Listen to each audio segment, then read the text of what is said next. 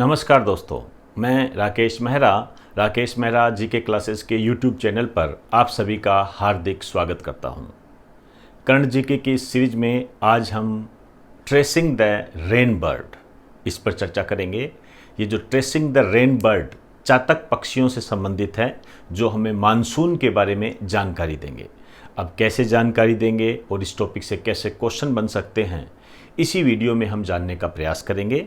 यदि ये वीडियो आपको अच्छा लगता है तो आप इसे शेयर करें, लाइक करें और सब्सक्राइब करें। इसके अलावा आपके जो दोस्त हैं, आपके जो ग्रुप बने हुए हैं, उनमें भी ये सेंड करें। इसके अलावा डिस्क्रिप्शन में लिंक दिया गया है, वो लिंक ऐप को डाउनलोड करने से संबंधित है। अब जो डेमो वीडियो जो दिए जाएंगे वो ऐप के अंदर ही दिए जाएंगे। इसके अलावा राजस्थान के करंट जीके से संबंधित या अन्य कोई भी कंटेंट है जो कि आपके एग्जाम की दृष्टि से महत्वपूर्ण है, उसको ऐप के अंदर ही उपलब्ध करवाया जाएगा। तो आप ऐप को डाउनलोड कर लें, उसी में आपको सारी सामग्री व सूचनाएं वहीं पर आपको उपलब्ध करवा दी जाएगी और इसके लिए जो लिंक है वो डिस्क्रिप्शन में दिया जा चुका है। तो अब मैं अपना टॉपिक स्टार्ट करता हूं। हेडिंग डालिए, tracing the rain bird.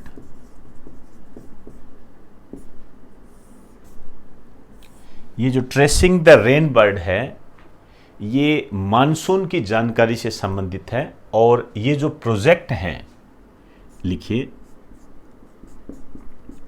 IIRS और भारतीय वन अनुसंधान संस्थान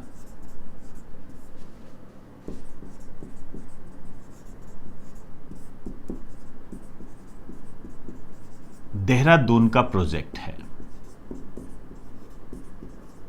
इन दोनों का ये प्रोजेक्ट है। तो एक तो आपने ये ध्यान रखना है कि आपसे ये पूछा जा सकता है कि भारतीय वन अनुसंधान संस्थान कहाँ पर है। ये देहरादून में है। अब देखिए, ये जो IIRS है ये क्या है? ये है institute of Indian remote sensing. Indian remote sensing है। आप कह सकते हो भारतीय सुदूर संवेदी संस्थान। ये जो भारतीय दूर संवेदी संस्थान जो है, ये इसरो की एक इकाई है। हम जब स्पेस टेक्नोलॉजी करते हैं तब इसके बारे में हम पूरी जानकारी करते हैं।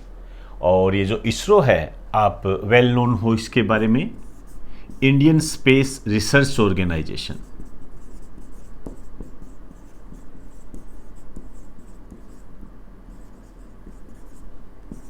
भारतीय अंतरिक्ष अनुसंधान संगठन, ये भारत की अंतरिक्ष एजेंसी है।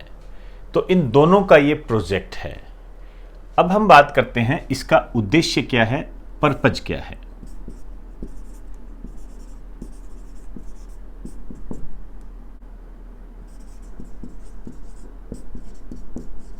चातक पक्षियों के माध्यम से या चातक पक्षियों को ट्रैक करके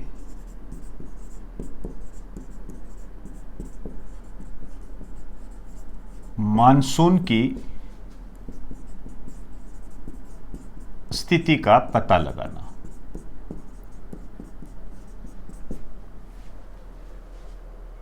चातक पक्षियों को ट्रैक करके मानसून की स्थिति का पता लगाना। अब हमारे को इन शब्दों से क्वेश्चन निकालने हैं, यहीं से क्वेश्चन बनते हैं और एग्जामिनर की जो सोच होती है वो यहीं पर टिकी होती है। तो जो भी मैं आपको बताता हूं, जो भी आपको एक्सप्लेन करता हूं, आप उसको राइट डाउन करते हो, उसको लिखते हो या उसको रिवाइज करते हो, जो भी आप एक्सेट्रा करते हो। यहाँ मैं आपको एक बात कहना चाहूँगा, आप इस बात पर भी एनालाइज किया करें कि हम ये आपको बना के कैसे देते हैं, करंट जीके में कैसे पढ़ा जाता है, ताकि आप जब भी कोई न्यूज़ पढ़ो तो आप उसको विस्तार रूप दे सको। और जिस दिन आपने ये उपलब्धि प्राप्त कर ली, मान के चलना आप में एक अलग ही प्रतिभा उभर कर सामने आएगी, जो आपके कामयाबी के कारणों में तो शामिल होगी ही होगी, आपके उज्जवल भविष्य में होगी। उज्जवल भविष्य का मतलब जैसे सामाजिक परिदृश्य की दृष्टि से आप मजबूत होंगे। समाज में दो लोगों के साथ जब आप बैठोगे तो आप अपनी बात बहुत ही एक एनालिटिकल तरीके से पेश कर सकते हो, और आपको जब आप बोलोगे इस स्थिति में तो ऐसा लगेगा हाँ ये पढ़ता है, इसको नॉलेज है।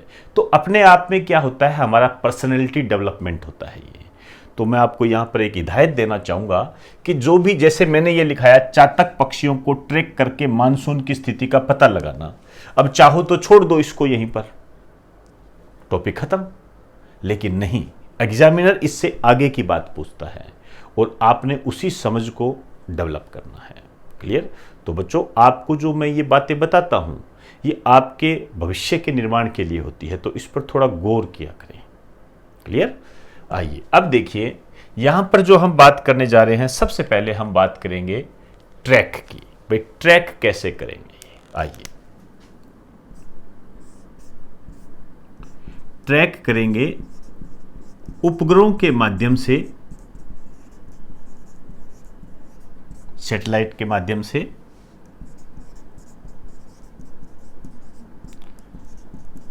चातक पक्षियों पर 2 ग्राम की डिवाइस लगाकर, एक तरीके की डिवाइस लगाएंगे,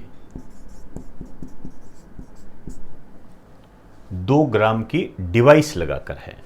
अब आप देखिए 2 ग्राम की डिवाइस होगी, ओबियसली बात है बहुत ही कम ग्राम की लगानी पड़ेगी। पक्षी का खुद का भार 70 ग्राम के आसपास होता है, तो ज़्यादा हम उसको कर नहीं सकते। तो 2 ग्राम की डिवाइस लगाकर हम ये इसको ट्रैक करेंगे, और किसके माध्यम से? सैटेलाइट के माध्यम से। तो ये किसका उपक्रम हो गया? लिख दीजिए, नैनो टेक्नोलॉजी और IRS उपग्रह की सहायता से। अब ये है, तो अब आपके सामने क्या एक समझ आ गई कि एक तो आपको इस टॉपिक को किसके अंदर ऐड करना है, जहां पर मैंने आपको नैनो टेक्नोलॉजी कराई थी। और ये नैनो टेक्नोलॉजी और स्पेस टेक्नोलॉजी दोनों का टॉपिक है ये। आप अपनी रिक्वायरमेंट के आधार पर इसको कहीं भी ऐड कर सकते हो, और मेरा आपको ये सजेशन है कि आप इसको नैनो टेक्नोलॉजी में ऐड करें। तो नैनो टेक्नोलॉजी मैंने आपको करवाई थी, और ऑनलाइन स्टडी मटेरियल में वो जल्दी आने वाली है। और मैं आपको यहाँ पर ये कहना चाहूँगा, जो भी आपको ऑनलाइन स्टडी मटेरियल उपलब्ध करवाया जा रहा है, आप केवल उसे ही पढ़ोगे, ध्यान रखें ये। इसके अलावा और कुछ नहीं पढ़ना है आपने। दोस्तों, ये कुछ हिदायतें आपको इसलिए देने जा रहा हूँ, मेरे सामने कई समस्याएं आती है, आप बच्चों की समस्याएं आती है। आपसे जब मैं फ़ोन पर बात करता हूँ तो मैं ये समझकर आपको माफ़ भी कर देता हूँ, और आपको मैं हिदायत भी दे देता हूँ, और आपको मैं राय भी दे देता हूँ, एडवाइस भी दे देता हूँ कि आप बच्चे हो। तो मैं ये मानता हूँ कि आप बच्चे हो, आपको पता नहीं है, इसलिए आपको बार बार ये हिदायत दी जाती है, ताकि आपके एक अच्छे भविष्य का निर्माण हो सके।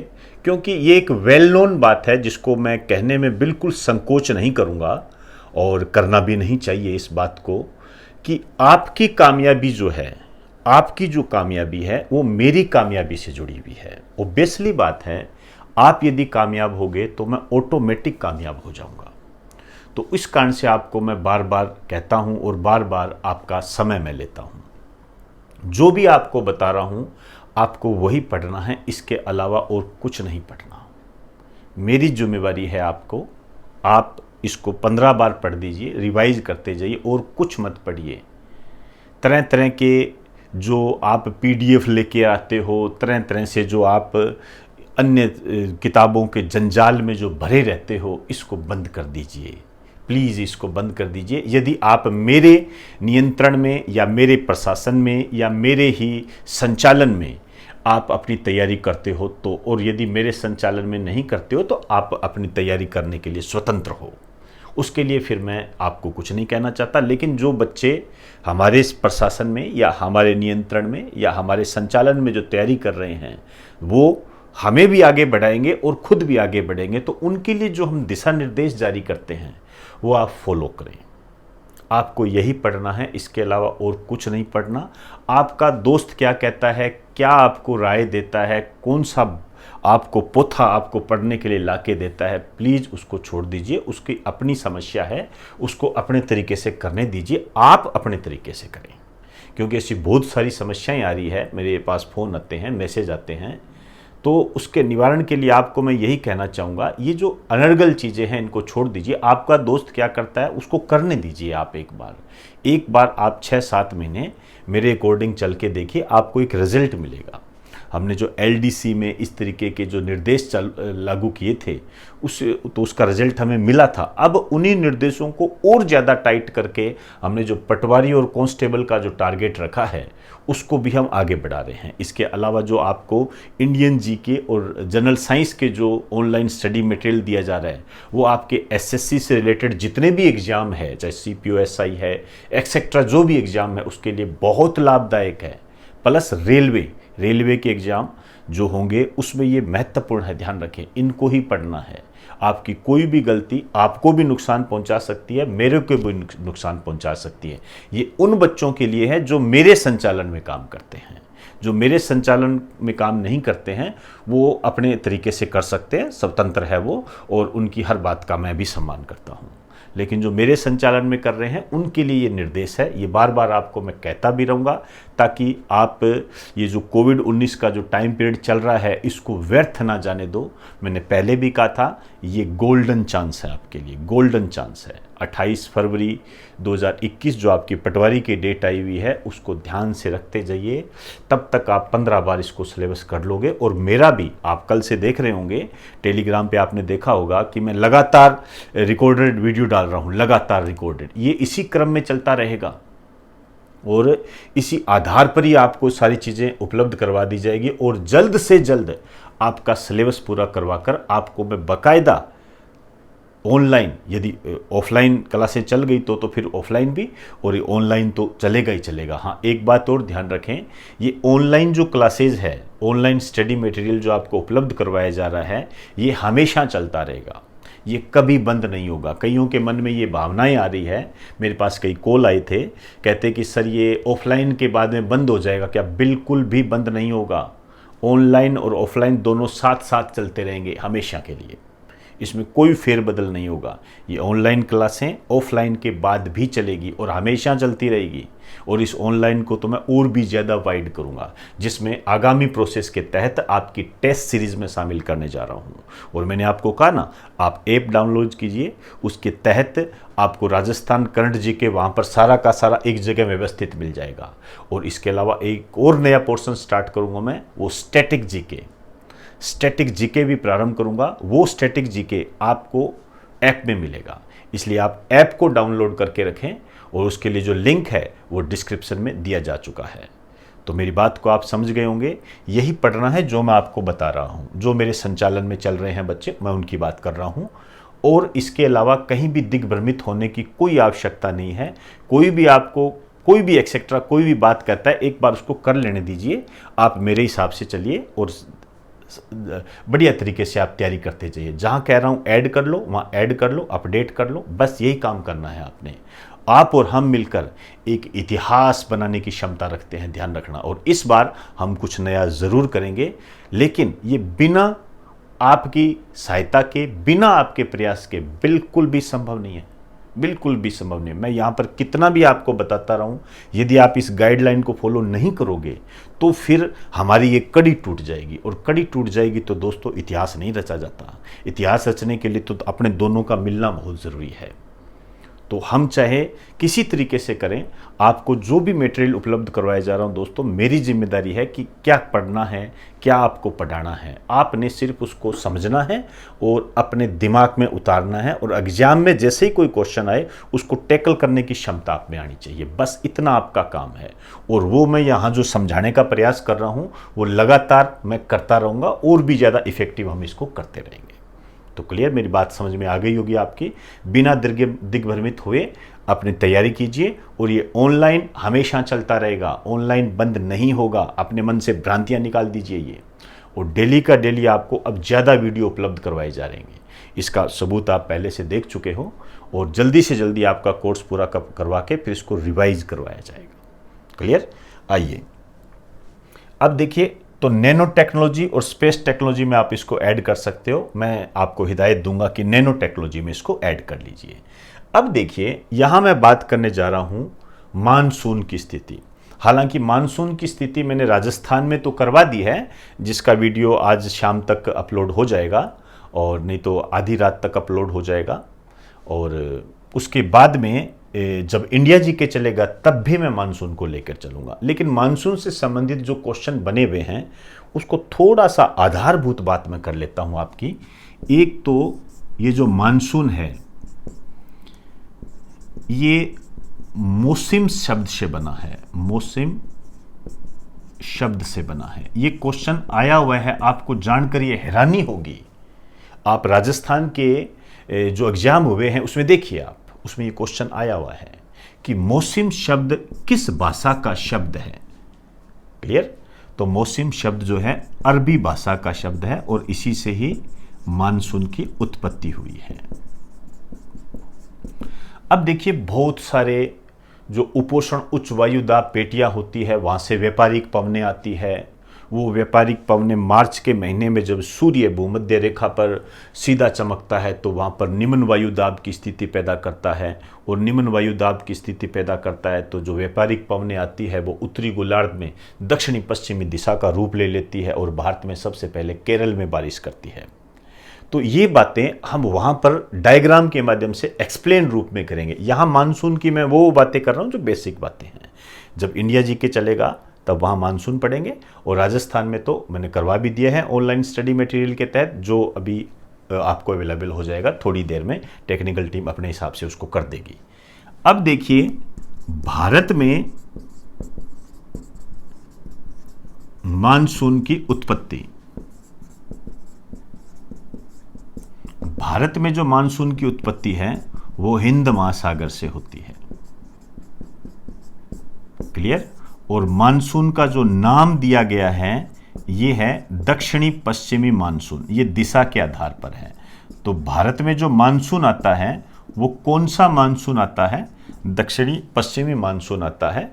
ये दो शाखाओं के रूप में होता है, एक होता है अरब सागरीय मानसून और एक होता है बंगाल की खाड़ी का मानसून। एक अरब सागरीय मानसून होता है और एक बंगाल की खाड़ी का मानसून होता है।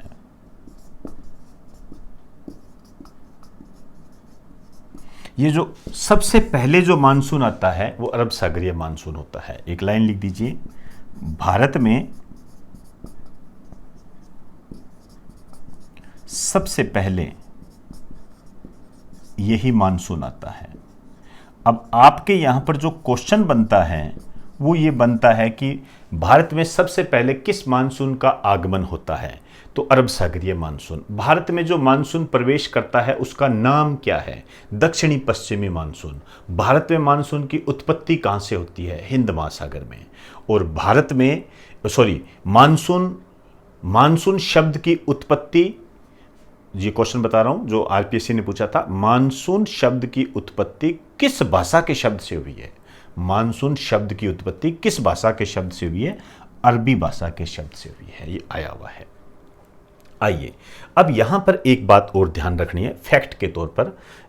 आप यहां नीचे लिख देना, मैं इधर लिख देता हूं। भारत में सबसे पहले बारिश जो होती है ये केरल में होती है, ध्यान रखना। ये 1 जून के आसपास होती है। लेकिन अब आपको मैं एक बहुत ही नई बात बताने जा रहा हूँ, जो हो सकता है आपको मालूम हो। मालूम है तो बहुत बढ़िया बात है, नहीं मालूम है तो ध्यान रखना। भारत में सबसे पहले बारिश केरल में होती है, बिल्कुल सही है, ये कोई दिक्कत वाली बात नहीं है, और 1 जून के आसपास होती है। लेकिन यदि केंद्र शासित प्रदेशों की दृष्टि से देखें तो भारत में सबसे पहले मानसून अंडमान निकोबार में आता है, वहां पर बारिश होती है। तो एक नोट डाल के लिख दीजिए, केंद्र शासित प्रदेशों की दृष्टि से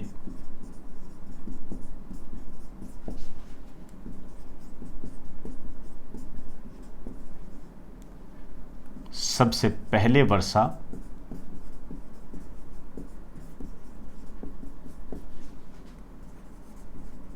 अंडमान निकोबार में होती है,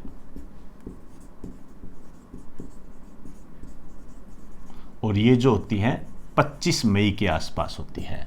हालांकि क्वेश्चंस जो है वो केरल वाला ही आता है ज़्यादा, लेकिन वर्तमान में जो पेपर के जो पैटर्न आप मैं देख रहा हूँ और जिस तरीके से एग्जामिनर आपको घुमाने का प्रयास करता है, उसमें कोई हैरत की बात नहीं है। आपसे यदि इस टाइप का क्वेश्चन बन जाए कि भारत में सबसे पहले बारिश कहाँ पर होती है, भारत में सबसे पहले बारिश कहाँ पर होती है, ये क्वेश्चन है। भारत में सबसे पहले बारिश कहाँ पर होती है, और दोनों ऑप्शन दे देता है, ये बदमाशी करता है। केरल और अंडमान निकोबार द्वीप समूह दे देता है। इस स्थिति में ध्यान रखना, फिर अंडमान निकोबार आएगा, क्योंकि ये 25 मई के आसपास आती है, ये वो 1 जून को आती है। ये क्लियर रखें ध्यान में। हाँ, वैसे केरल दे दे तो फिर केरल आएगा, अंडमान निकोबार ना दे तो। क्लियर? तो ये मानसून से संबंधित हमने बात कर ली, और इसको पूर्ण रूप से जो हम एक्सप्लेन करेंगे, ये हम जब हमारा टॉपिक चलेगा ज्योग्राफी में तब करेंगे, और राजस्थान ज्योग्राफी में मैं इसको रिकॉर्ड कर चुका हूँ, ये आपको उपलब्ध जल्दी हो जाएगा। आइए अब देखिए, ये होगी मानसून की स्थिति। अब हम बात करेंगे चातक पक्षी की, बात करेंगे चातक पक्षी। ये क्या है? देखिए, वर्षा की पहली बूंद को पीने वाला पक्षी। वर्षा की पहली बूंद को पीने वाला पक्षी कहा जाता है कि पहली बारिश जो होती है, उसकी जो पहली बूंद होती है, उसको पीने का काम ये पक्षी करता है। तो ऑब्वियसली बात है, जब इस प्रकार के इसमें गुण है तो इसके माध्यम से हम मानसून की स्थिति का भी पता लगा सकते हैं। और इसी कारण से जो इसरो की एक इकाई है और भारतीय वन अनुसंधान संस्थान जो है, ये आपस में मिलकर उपग्रहों के माध्यम से और नैनो टेक्नोलॉजी का इस्तेमाल करते हुए 2 ग्राम की डिवाइस लगाकर इसको ट्रैक किया जाता है। अब इसके ट्रैक से हमें ये पता लग जाता है कि मानसून कहाँ पर आएगा और कहाँ पर नहीं आएगा, क्योंकि उत्तरी भारत में ये तब आता है, एक तरीके से ये दक्षिण अफ्रीका से आता है।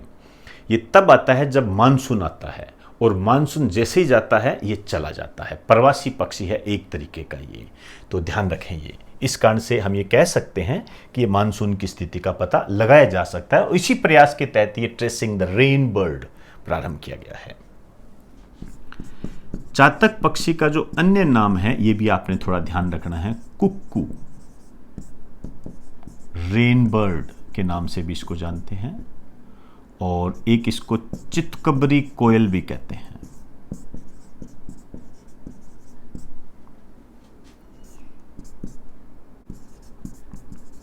ये उत्तरी भारत में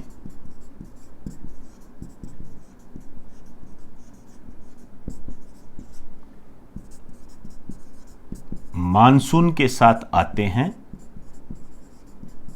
और मानसून की समाप्ति के बाद चले जाते हैं। तो जब इसमें ये गुण है, इसका मतलब हम मानसून की स्थिति की पहचान कर सकते हैं। थोड़ी सी बात करना चाहूँगा इसकी प्रजातियों की, इसकी जो स्पीसीज़ है वो थोड़ा ध्यान रख लेना। 3 स्पीसीज़ है इसकी मुख्य रूप से। एक स्पीसीज़ तो ये दक्षिणी भारत के जो राज्य है वहाँ पर है, अपने दक्षिणी भारत में रहती है। दूसरी जो है दक्षिणी अफ्रीका में रहती है, ये स्थायी रूप से रहती है। और तीसरी स्पीसीज जो है ये दक्षिणी अफ्रीका से उत्तरी भारत में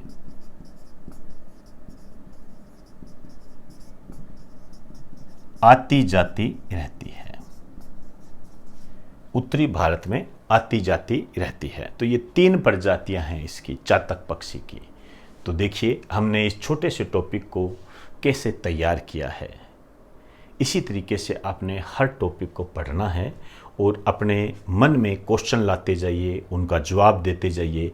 जहां भूल जाओ उसको पन्ना पलट के देख लीजिए, कोई दिक्कत नहीं है। यदि आप भूलते हो तो इसमें परेशान होने वाली बात नहीं है, सब भूलते हैं, मैं भी भूलता हूँ, कोई दिक्कत नहीं है। कोई दिग्गज नहीं है, कोई भी ऐसा कुछ नहीं होता है।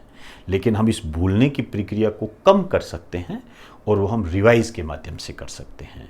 और यदि हम कोई भी बात पढ़ रहे हैं, कोई भी टॉपिक पढ़ रहे हैं, चाहे वो मैथ हो, चाहे रीजनिंग हो, चाहे इंग्लिश हो, चाहे जीके हो, चाहे हिंदी हो, कोई भी हम पढ़ रहे हैं, हमारे दिमाग में कोई क्वेश्चन उठा, हमारे को नहीं आ रहा है या हम भूल गए हैं, तो उसको पन्ने पलट के देख लीजिए, कभी नहीं भूलोगे। बस इन्हीं भावनाओं के साथ, इन्हीं तैयारियों के साथ, इस स्ट्रेटेजी के साथ यदि हम तैयारी करते हैं तो मुझे नहीं लगता कि हम किसी भी एग्ज़ाम को क्लियर नहीं कर सकते। ऐसा कुछ नहीं है, बिल्कुल कर सकते हैं। तो एक बार आप इसे राइट डाउन कर दीजिए।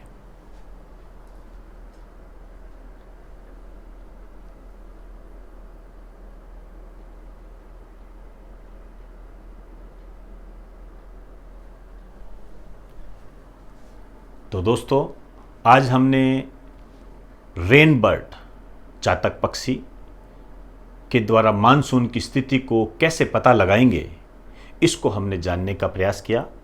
नैनो टेक्नोलॉजी में आप इसे ऐड करें।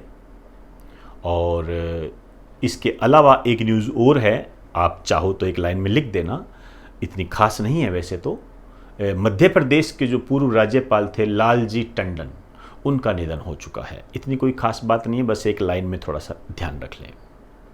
तो दोस्तों, ये वीडियो आपको कैसा लगा, आप इसे लाइक करें, शेयर करें, सब्सक्राइब करें।